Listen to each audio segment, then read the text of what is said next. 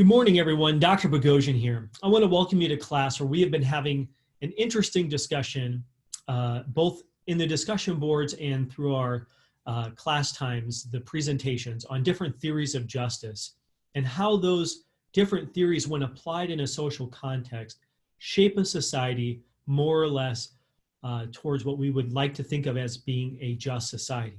And then we've looked at different objections, right? Key objections to each of those views. Arguing that maybe given certain kinds of cases or applications of the view of justice, it's actually not lending itself to building a just society as the theorists or proponents of the theory might like us to think. What we're going to do now throughout this module and the upcoming modules is we're going to look at how a general view of justice informs some very specific and important ideas related to justice, the first of which is today going to be so-called social justice. And we hear a lot of discussion and disagreement, even heated disagreement about social justice in our current time, and for good reason. That phrase gets thrown around a lot by people across the political spectrum, but we might ask ourselves, is social justice what we think it is? In fact, what is it? Is it something different than justice? Is it just, or is it merely an extension of a particular theory of justice? And so today what we're going to look at is what I've called this presentation, 3 or so views of social justice. Yes, there are at least 3, 4, as we'll see today, maybe more, understandings of what social justice is.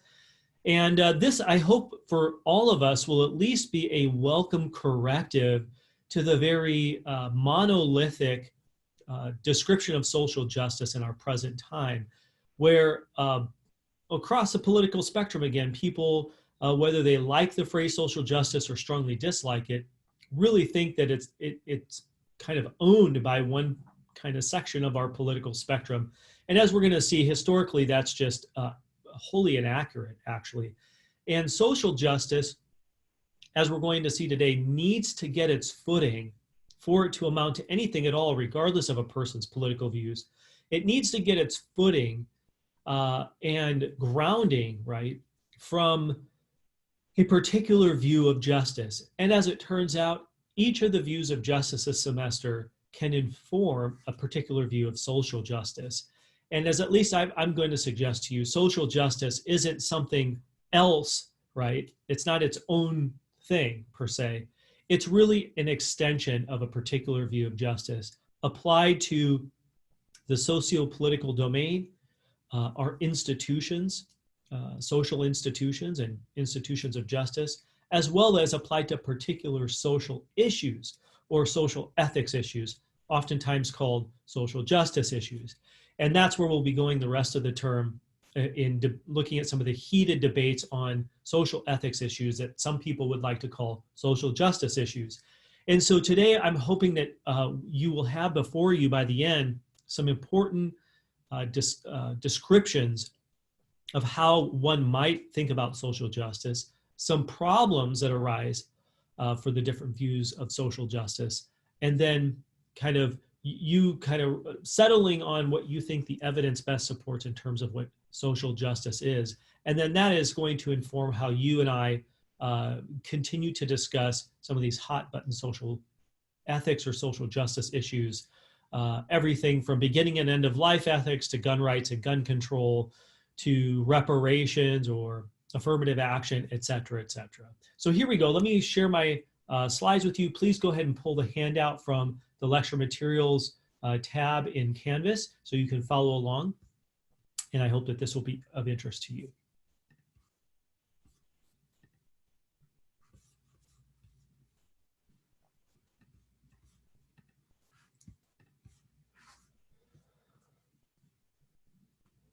All right, is social justice what we think it is? To get us going today, I want to point you to 2 articles that I'm taking this information from. And there's a whole lot more I can give you if you're interested. You can shoot me an email and I'll be happy to send you, primary source titles that I'm referencing throughout today. So I've basically done a lot of the work for you here so you don't at least for our purposes, have to go read 6 or 8 articles by, John Rawls and Frederick Hayek and Martha Nussbaum and some of the people Aristotle, people I'm going to reference today. And so I'm distilling a lot of information into this relatively brief presentation. But if you want to go read the primary sources, I think that would be great for you to do to get your head around different understandings of social justice. And I'd be happy to send those to you.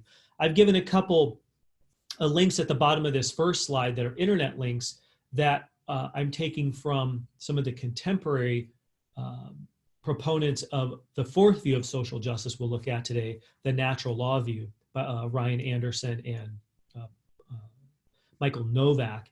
And so what we're going to do here is I'm going to borrow from their framework because I think it helps provide us a very clear way forward to think about the different views of social justice. So what I want to do is ask the question, how exactly do the left, those left of center politically, so-called liberals, and here what we mean by liberals are not classical liberals. That would be, we're replacing classical liberals are libertarians, okay? So we're going to place them right of center. Of course, that comes with a range, just like liberals left of center comes with a range. So when you see liberal here, you might think of those left of center, and again, that's a wide spectrum. But broadly, that's going to turn out to be people informed by either some kind of utilitarianism or some kind of Rawlsian philosophy. By right, we're going to mean libertarians, and I understand libertarians aren't the only ones right of center, but then we're going to navigate a kind of third way at the end here that we'll call the basic goods or natural law view. That's reflected in Aristotle and then Ryan Anderson's work, and that could be a centrist position, a right of center position, or something like that. But I don't want you to evaluate these in light of where your current politics is, okay?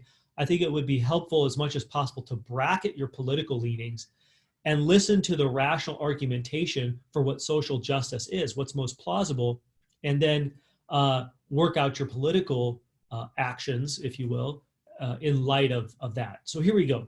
The first view of social justice, we might say, is one where social justice means a natural right. John Locke has this kind of view. Natural rights, you might recall, are rights that are grounded in human nature.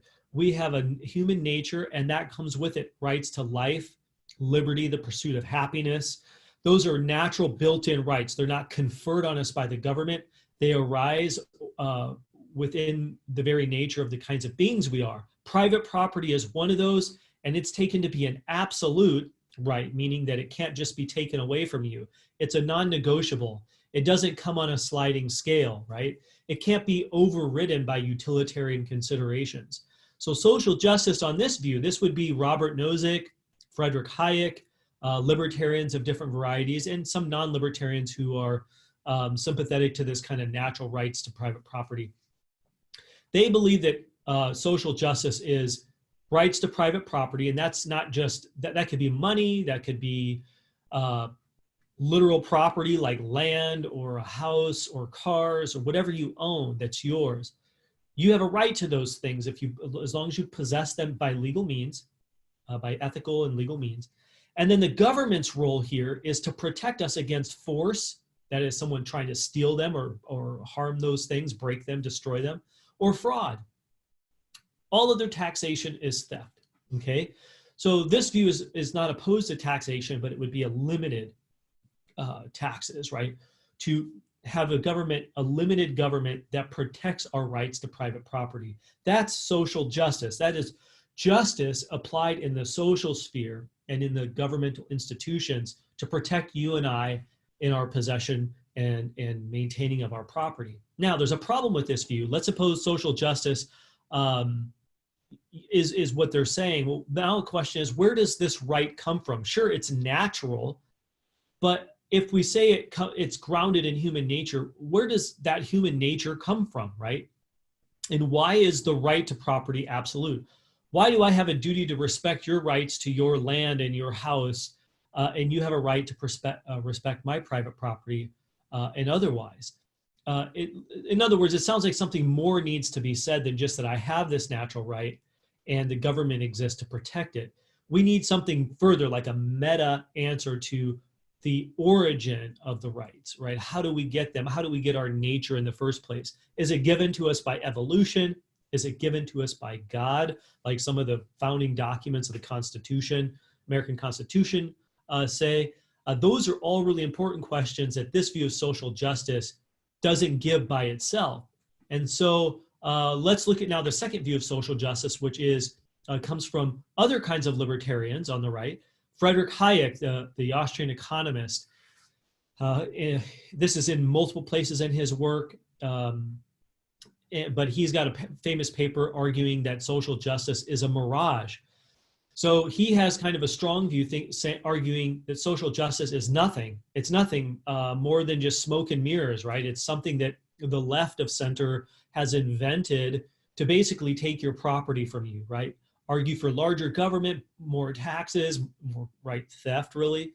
And that's so the big government can redistribute your stuff that you have rights to. Okay, so he would agree that it's a natural right, that property rights are natural rights, but he doesn't think that social justice is a thing.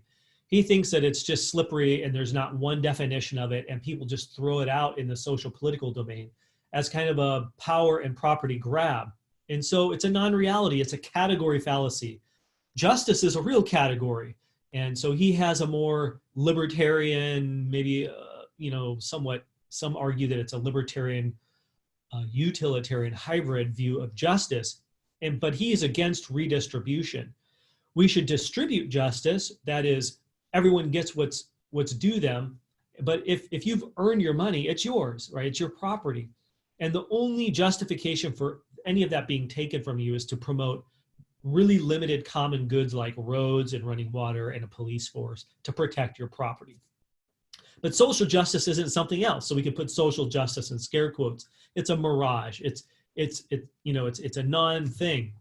The problem with Hayek's view here is that how can justice be only individual, right? What I'm entitled to, but it's not also social, what others are entitled to, or what we collectively are entitled to, so-called common goods. How should we behave in a sphere of free market systems of exchange, which he advocates? So in other words, how do we, on this view of justice without the social on it,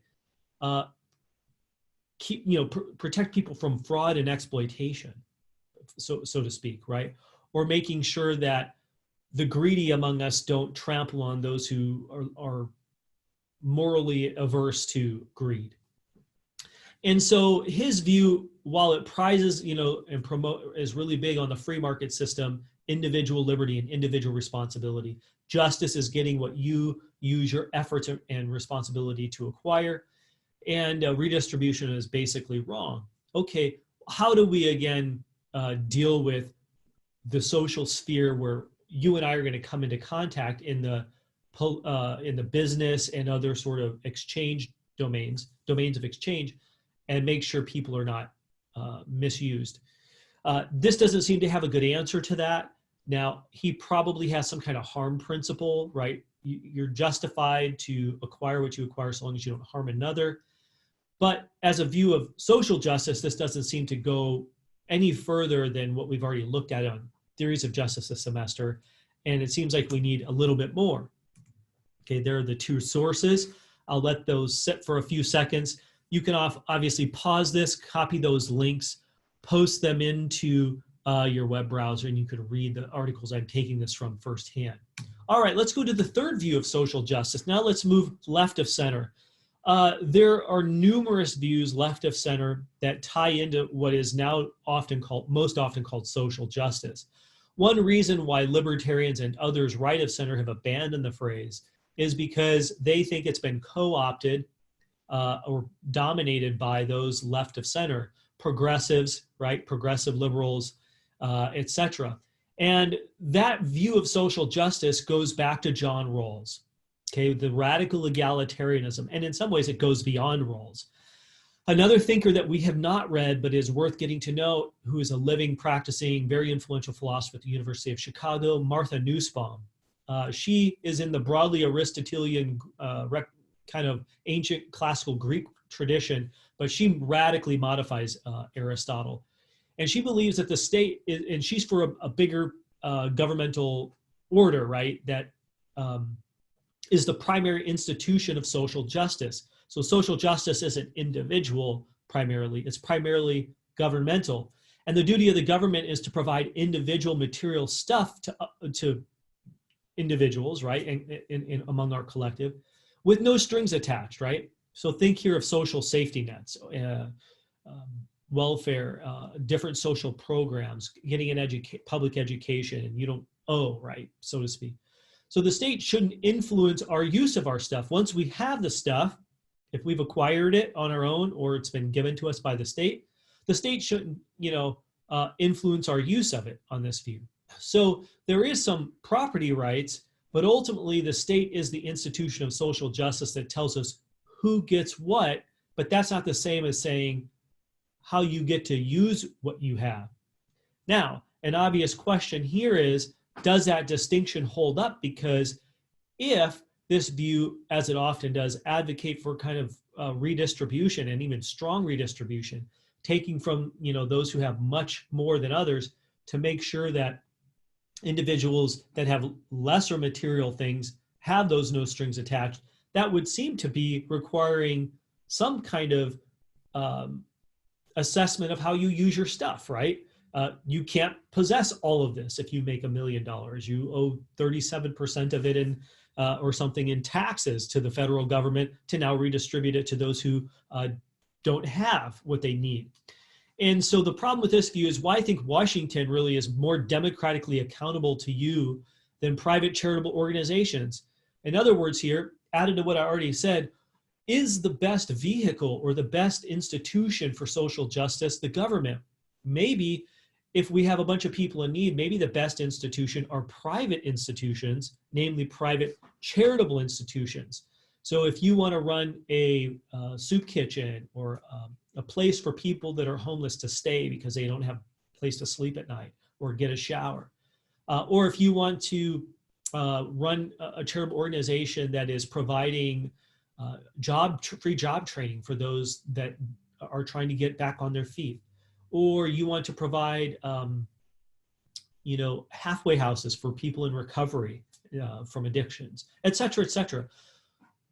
The objection here is that the government is the least ideal institution to manage those things. And we have a long empirical track record of seeing abuses of those, inefficiencies with those. And that's because there ends up being so much bureaucratic red tape that, and they're not as localized, right? You've got these people in Sacramento or Washington who are calling the shots, but they're not local, seeing what the locals need.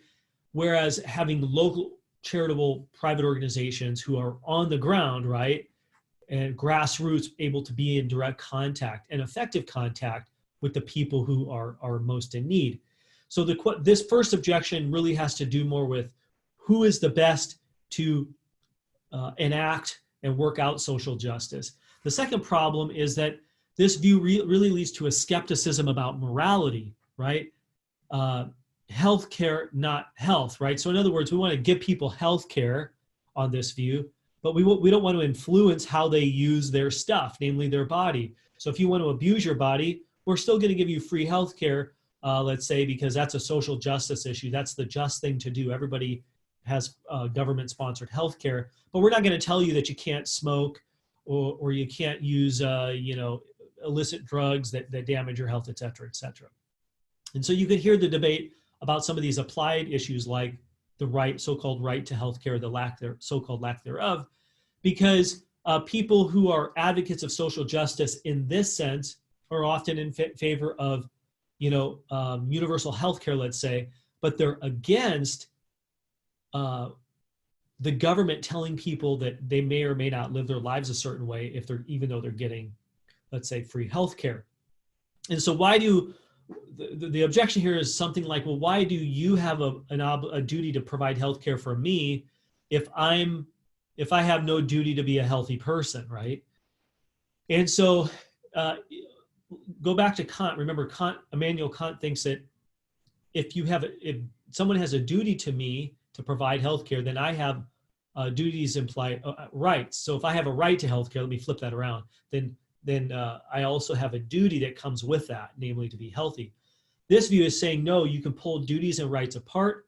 Society has a duty to provide healthcare for everyone, but the people, the recipients, don't have duties to be healthy.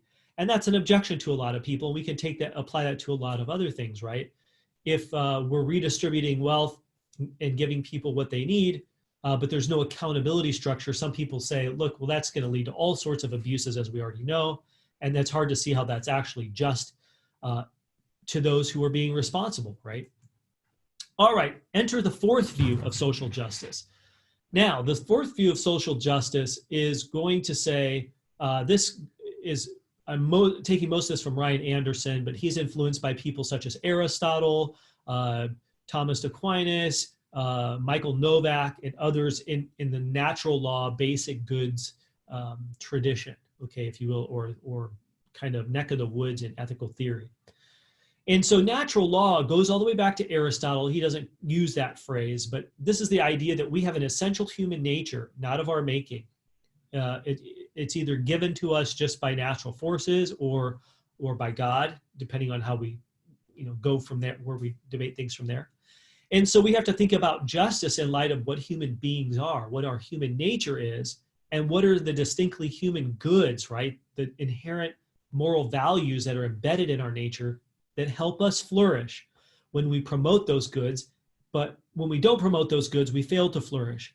Social justice is going to be connected up to all of that, okay? So here we go. Let's put it in a nutshell, and then we're going to unpack it. Social justice for Ryan Anderson and the natural law view is that it's about human flourishing, right? Humans thriving in every dimension of their humanity. And it's an objective human good.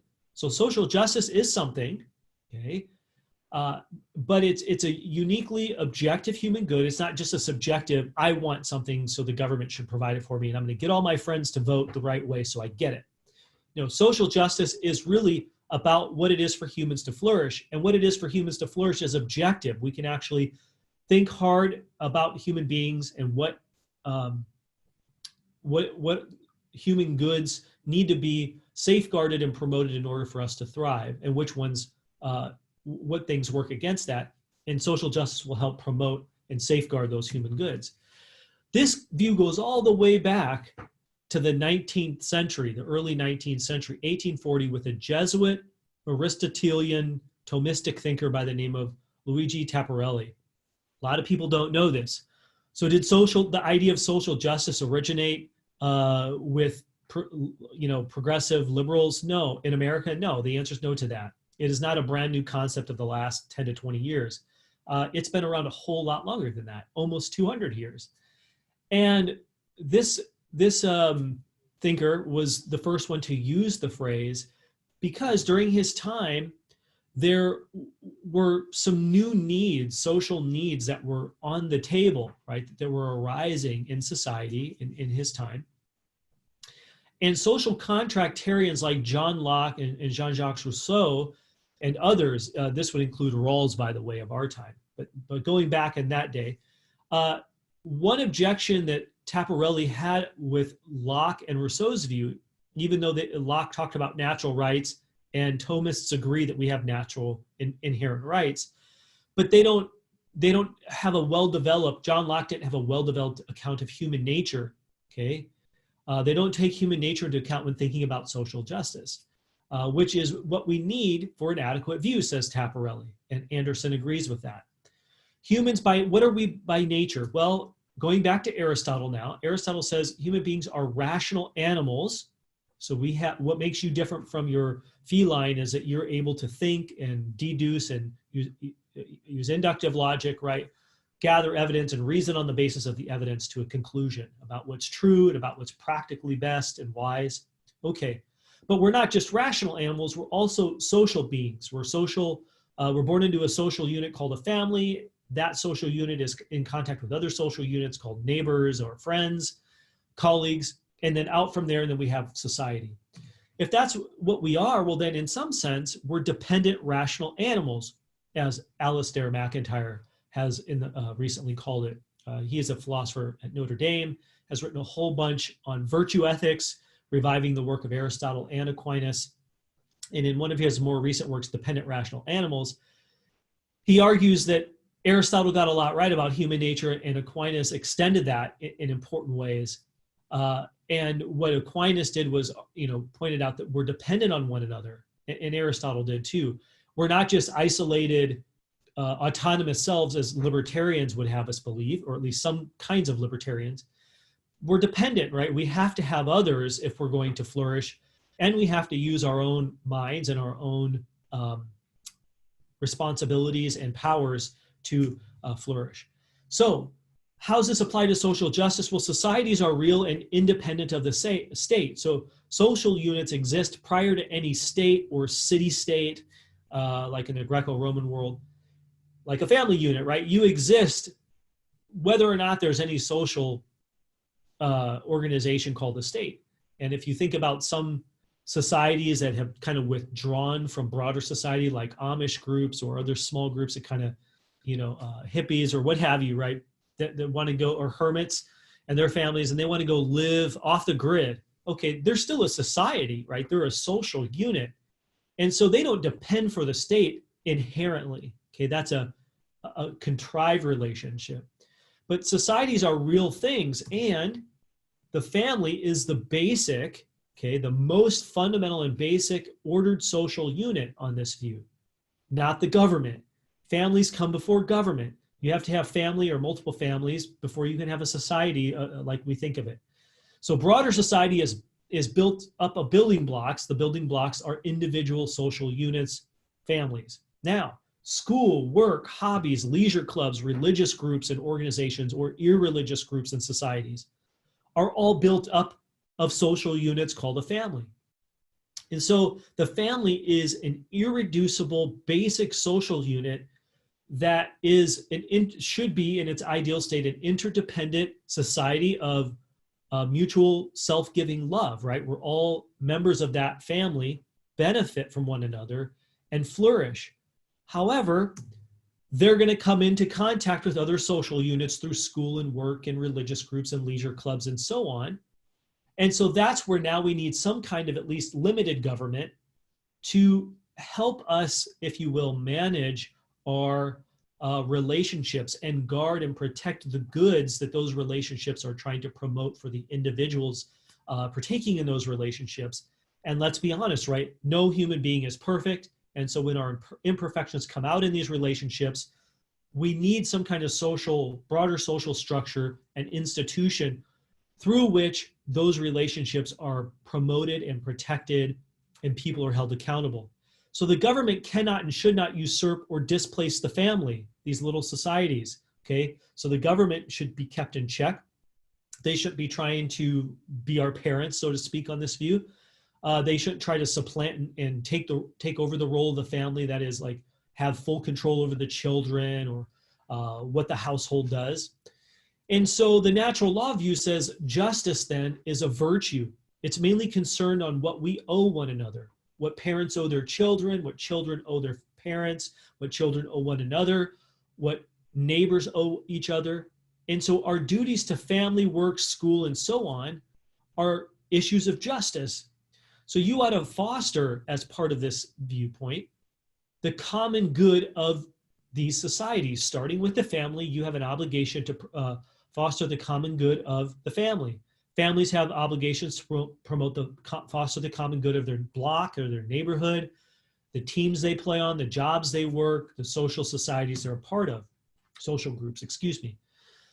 This is where we need legal justice now. Legal justice is how you and I interact with the collective. And so when someone violates the common good or works against it, then legal justice needs to be in place through the rule of law to help either hold people accountable, punish people, some combination of those, or at least restrain people from degrading the common good. Distributive justice is a different idea of justice on this view. This is where the state individuals steward the resources we have. So if we have public roads and public schools and running water and so on, Well, you and I are all collectively obligated to steward those resources, okay, and not make them worse off for the rest of us. So legal justice will obviously bleed into distributive justice, because distributive justice is going to make sure, that people are interacting with one another and managing their resources properly. And when they don't, then they're accountable for that. Commutative justice, going back to Aristotle and Aquinas, is the idea that justice is, this is interpersonal justice, right? How you and I interact. So if we interact in healthy ways, great. Then that's a just relationship. But if someone crosses the line, right, and abuses another person through some way, exploiting them or physically harming them, well, then commutative justice uses legal justice to make sure that, a stop is put to that and someone is held accountable.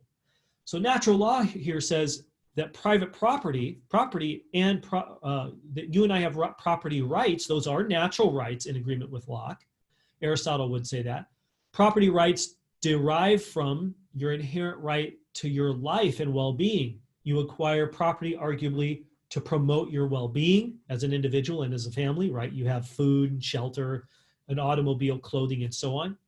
But you also have duties with respect to your property, how you use it, how you manage it. There is a virtuous way to harness your material resources, and there are vicious ways to harness your resources. Here you can start to catch how natural law is bringing together some virtue ethics, virtue components, and some other sort of objectivist components like you heard in Kant, but this is all in Aristotle, right? That there's an intrinsic relationship between property and human flourishing. If you have food and clothing, that's going to help you thrive. If you have education, that's going to help you thrive. If you have shelter over your head, that's going to help you thrive.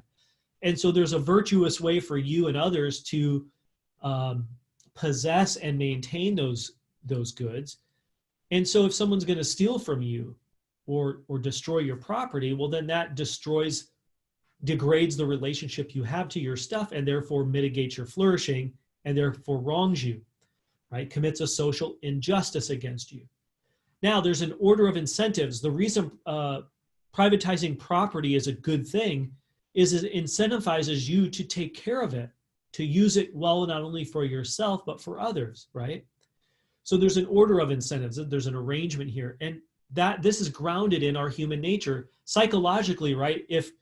We see this in children, right? If I give one of my kids, our daughter just had a birthday, when she got her gifts, well, she's now all of a sudden more concerned about the things, the safety and protection of the things she has that, her brother, let's say, won't break them, more than what other things that are his, right? So she wants her, if you will, property to be protected.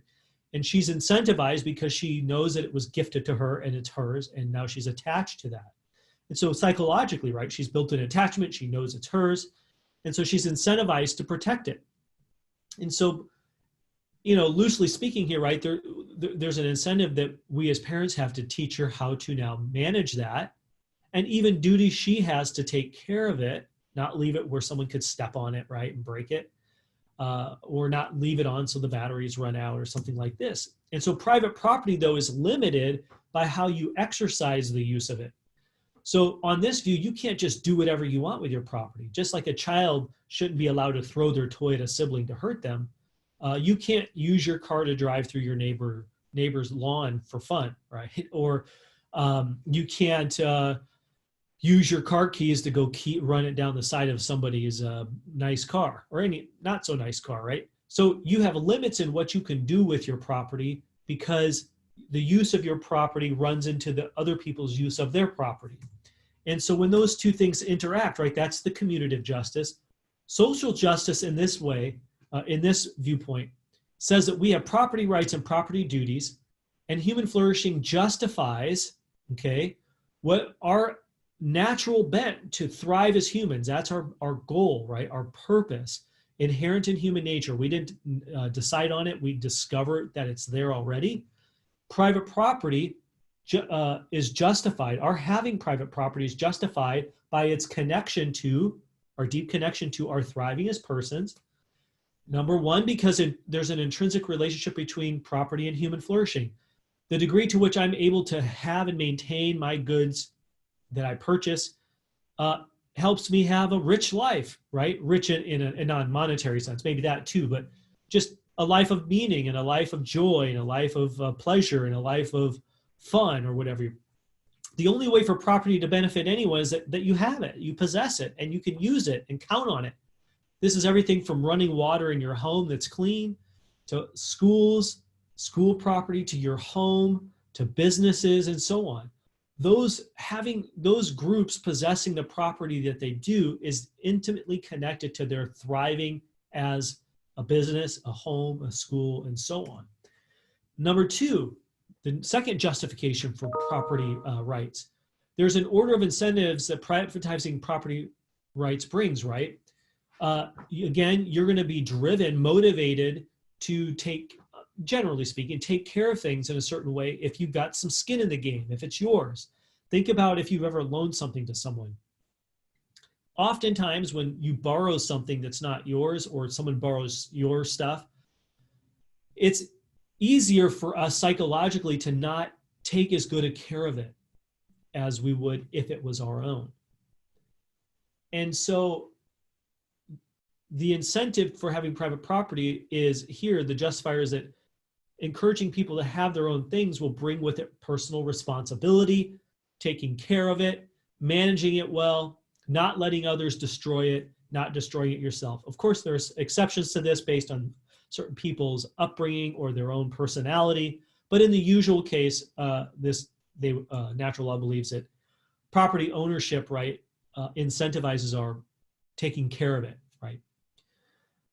What we could add here is if only we have collective responsibility, not individual responsibility, then, you're not going to have this promoting and protecting of goods the same way. Let me say that another way. Let's suppose that everything is just shared ownership, right? You don't have any private property. You get this in, certain kinds of strong communist societies and so on, where everything's collective ownership, right? Production is owned, your stuff is owned, the collective gets to say, really the government. Well, then you don't have individual responsibility in a strong sense, right? Your clothes, your house, your education. Instead, everybody else is sort of supposed to be responsible. And then what we have is a great empirical sample set of what happens in such societies. People feel like their individual rights are trampled on. They don't take care of the stuff. They're resentful because they don't have any kind of final say over what they purchase, what they own, what they wear, what school they go to, what they eat, and so on. And so the natural law view says that social justice is deeply connected to property rights. That is, you having the right over the things that you correctly, morally, ethically obtain. And you do have you have responsibility to the community to not misuse your things and harm the community, but you also have individual responsibility for the maintaining of your goods and the use of those. And this adds not only to your flourishing as an individual, but it adds to the flourishing of the community. So what are the limits to private property on this view? Number one, you can't do whatever you want because it could interfere with the flourishing of others one of two ways. Number one, it could withhold from them what they need, and you can't afford to part with it, okay? And you can, afford to part with it. So let's suppose you're a billionaire.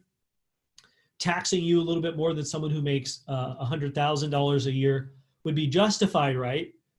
Because the person who makes at the poverty line, right, has needs that you can afford to part with a little bit more than the person making $100,000 or $50,000 a year, okay? But even the person making $100,000 a year can afford to part with a little bit of their money, a portion of their money, to help those who are really the least among us, right? Least well off. And so even on this view, right, taxation would be justified in some sense because the flourishing of others is dependent upon those who have some that they can part with that they can. And so if you keep it back, right, if you evade taxes, you're inadvertently harming, you're mitigating the flourishing of those who are impoverished, let's say, or in deep need. And so you wrong them by not helping them through that channel. All right. You can also harm the flourishing of others with your private property by using it to directly harm them, right? Running into somebody with your car who's on a bike, right? Or, a mischievous teenager doing something to someone's house or vehicle, theft, right? Okay, so you can use your stuff to harm others, and that would be a misuse of your private property. Now, with all this being said, human flourishing limits private property, right? And there are three kinds of property goods that are tied to duties, okay? Three kinds of property. We're going to call these goods or duties that we have, okay? That are connected to the property. So these would be obligations we have in light of the property that we possess, all right? There are goods needed to stay alive, like eating, drinking, health, right? There are goods needed to fulfilling your calling in life. So you need probably clothing and an education of some kind or other. Maybe you need transportation. And then there are superabundance goods. Okay, these are ones that go above and beyond the goods that you need to stay alive and to advance your calling or career in life. These should be redistributed to those who lack those in A and B. So if someone doesn't have their basic minimal needs to stay alive to sustain them, like food, but you have all three of these, A, B, and C, right? You have enough property where you have a superabundance. Well, the natural law view says that redistribution, really soft redistribution, right, through taxes, is justified because everyone, in virtue of being a human being, has a right to these basic goods in some way. Now, there can be an open argument about what goods fall under what you need to fulfill your calling. But generally, all natural law theorists are going to be okay with public education and probably some kind of education choice. If you don't want to go to public school and you have the means to go to private, you don't have a right to that. But education, so K through 12 probably at least. Some kind of social safety net for those who are impoverished, a social safety net for those who are unable to work, so those who are disabled. Basic things like running water and a sewer system and housing and so on, public housing and so on. Those with superabundance then would be obligated to contribute to those that don't have the basic things they need to flourish.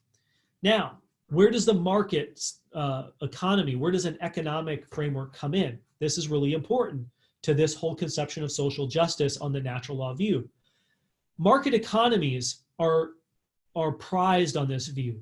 Okay, why? Well, because entrepreneurs, people who start businesses, right, or start things that can build jobs and generate the growth of wealth, not just individually, but collectively, promote all of these goods, A through C, better than charities. All right, it's been said by people who promote, who hold to this view that poverty is not cured through aid. Aid is a temporary means to alleviating poverty, but it's not an end-all solution. You need trade for that, right? You need trade, exchange, and entrepreneurs provide those systems of trade and exchange by creating jobs, serving customers, advancing social utilities, things that people want, and then that provides, right, jobs for people instead of just free stuff. By and large, people who hold to this view would say, if you look at human nature, most people in the ideals, in the typical case, don't want to remain dependent. They want to rise up out of their minimal sustenance and fend for themselves and their families. And so natural law is working from that view that goes back to Aristotle and Aquinas and says, look, the market economy is the best economic framework to encourage that. It encourages individual responsibility. It encourages entrepreneurs to step up to provide goods and services that others now can be trained to work and provide with them. And that's good for everybody, right? Because now if people are employed, they can provide for themselves. And so on this view, the primary role, okay, for the government is to set up and maintain a social space where free citizens can pursue, acquire, and freely redistribute those goods in A through C. Okay, so this would be advocating for a limited role for government to play. Government should set the social conditions through a rule of law, a system of checks and balances to hold people accountable, but it shouldn't become so big and so powerful that it's overstepping the freedom of citizens to pursue, acquire, and freely distribute goods. It should set social conditions where we can train people to become good people who promote the common good. And so the rule of law protects rights like life, liberty, bodily integrity, private property, freedom of conscience, and so on. The state exists to maintain law and order and peaceful coexistence among people, right? That's commutative justice. The secondary role for the government, okay, for governmental institutions is what's called subsidiary. It's a subsidiary role. Subsidiarity is to assist and empower private institutions, not to start its own, but to empower private institutions to do a better job at what they're good at. So subsidiarity is the idea that the government is helping set the conditions and encourage entrepreneurs and charitable organizations and private associations to do what only private associations do best at the localized, grassroots, face-to-face level. And that is because this natural law view believes that the best way to help one another is going to be people who are local, right? Because they know the local community, they understand the dynamics, and they're uniquely positioned with that knowledge to actually meet those needs in a way that the government isn't. But the government can empower and assist locals, right, to meet local needs better. It shouldn't compete with them or displace them. It shouldn't set up, right, systems that get in the way of localized people actually helping their own community. So the government should focus on actual human goods, the ends of human flourishing, not mere capacities to do what they want without any interference. So this goes contrary to Martha Nussbaum's view. Number two, the means used by the government must be good means. So this would be a non-utilitarian principle. We can promote the human flourishing, but not by trampling on the rights or the goods of others to sort of advance those who are least among us. And it should guard against perverse incentives. The government should absolutely work against what's called crony capitalism, right? So not all capitalism looks the same. A lot of times people go after capitalism or market systems and say, well, it's greedy inherently. And that's incorrect, right? This view is going to point out, because market systems just, are systems of free exchange that reward, sort of the labor and the freedom of exchange and ingenuity and creativity, et cetera, et cetera. But when people get in cahoots and try to rig the system for themselves against the poor, absolutely that should be broken up and should be punished. Any system that tries to keep the poor dependent on the poor should be abolished, right? Anything that encourages the rich to exploit the poor or exploit anybody should be disallowed. That's perverse incentives. And so the government exists for that. And so this natural law view of social justice says absolutely there should be checks and balances. There should be some kind of regulations. So you can hear this isn't, they would disagree with libertarians. Now, real quick, what are 6 institutions of social justice according to the natural law view that Anderson is advocating? Number 1, the state's primary function is to protect human rights and the rule of law. Number 2, market economies help us flourish by giving us options in a system of exchange instead of telling us what brand we have to buy, for example. 3, a key social institution is marriage and family, right? That's the original non-reducible social institution. It's an intrinsic good for children to be raised by their parents and for spouses to remain faithful to one another. Number 2, it's an instrumental good in that married men tend to live longer and commit less crime when they settle down and are in a committed union and have offspring. Children tend to flourish more and commit less crime when they're in an intact family, right? So the state should protect marriages and families. They should promote it and safeguard it. Number 4, the 4th institution is educational. institutions. They transmit knowledge and therefore is intrinsically good. Knowledge is intrinsically good. Ignorance is not bliss. It's bad. It keeps us from thriving and developing as a society.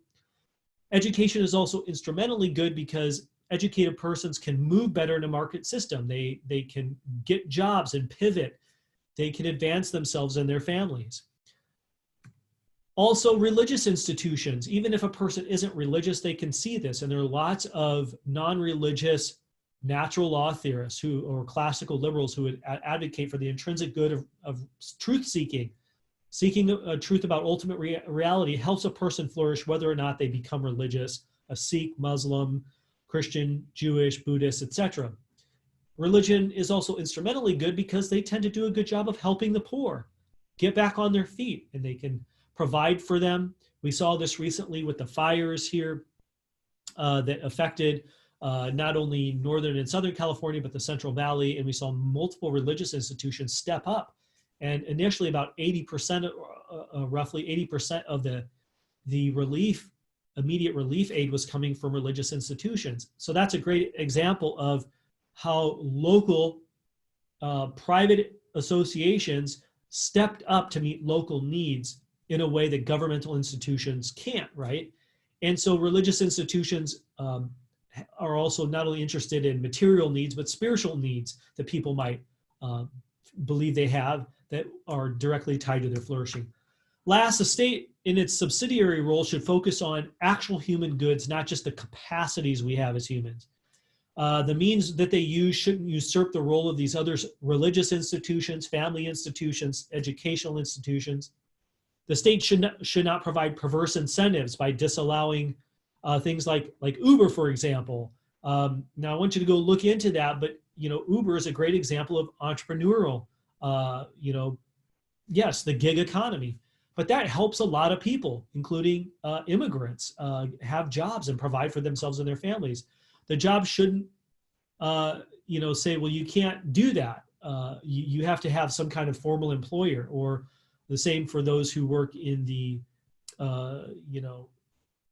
salon industry. Let's bring all this together. How does social justice apply to education and healthcare? Well, the libertarian says, don't tax me to educate someone else's children. That's not my problem. People left of center, progressives often say it's the state's job to educate children. The natural law view comes in and says the state should empower parents to do their duty to educate their children. And so a system, if they want to have education choice through vouchers to either go to public school or private school or charter school, then they should have a choice because it's their kids, their responsibility. Healthcare. Libertarians say your body's your problem, not mine. So you are on your own for healthcare. Liberals, left of center, say government should provide universal healthcare. Natural law says healthcare can be provided for everyone, maybe through something like healthcare vouchers or healthcare savings account that are set up so some of your tax dollars go into that, and there's healthcare relief for that. We can seek out the best options for ourselves. So there should be options. Right now, we don't have a lot of that, right? And so empower the people to make rational, wise choices for themselves. I'm going to leave this up because we need to bring this to a close, but here's a good summary of the 4 views we talked about. You can see that the most common view of social justice today is the third one here that goes back to Rawls, John Rawls, that we looked at, radical equality. And that's the one that often gets kind of shot down and dismissed by people on another area of the political spectrum, namely people like libertarians, so to speak. But there's this additional view that social justice isn't a bad word, okay? It's not a bad concept. In fact, it isn't owned by the Rawlsians in the group. Instead, social justice is a virtue of individuals through their expression of their character and their voluntary associations. It's a virtue not of the government, programs, and bureaucracies. And I am interested to hear what you think about this, maybe in an upcoming discussion board. I hope you found this stimulating and thought-provoking. Thanks so much. Have a great rest of your day. I look forward to seeing you back here for the next topic.